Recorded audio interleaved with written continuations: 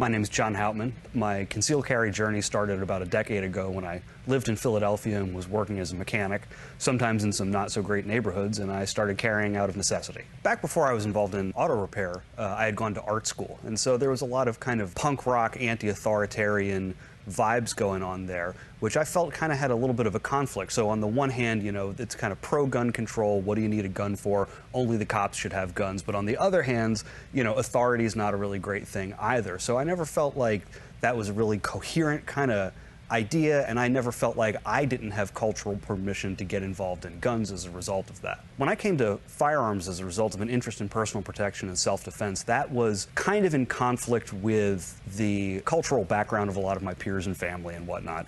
And I felt like I had to do a lot of explaining off the bat, which was interesting because I didn't feel like it diverted from my personal values at all. I come from the kind of background of really strong free speech, you know, watching dudes like Frank Zappa give testimony against censorship, and grew up during a time when the internet was starting to come into maturity and people were really interested in privacy and encryption. And I felt like things like protecting yourself, having the same kind of equipment that people in positions of authority were able to have, and that this wasn't something that should be denied to me, and it fit right into my First Amendment, Fifth Amendment, Fourth Amendment kinds of principles.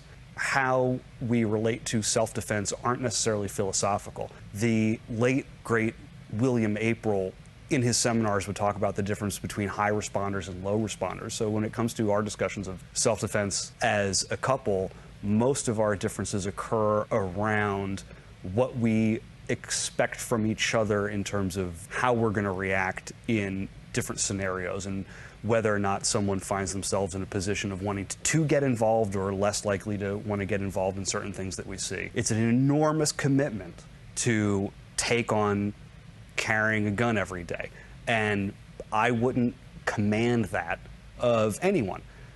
But it's also important to have the conversations about who does what your roles are, what your responsibilities are. Is your partner prepared for the consequences of you potentially using a firearm? Do they know how to act in a situation where you might need to use a gun? And it's really important to have those conversations well ahead of time. This video was created in collaboration with Discover by Langdon Tactical Technology. Discover is a place where new concealed carriers can go and learn about the ins and outs of shooting, concealed carry, and health. If you enjoyed this video, then consider hitting the subscribe button and go check out Langdon Tactical's Discover content here on YouTube or at lttdiscover.com.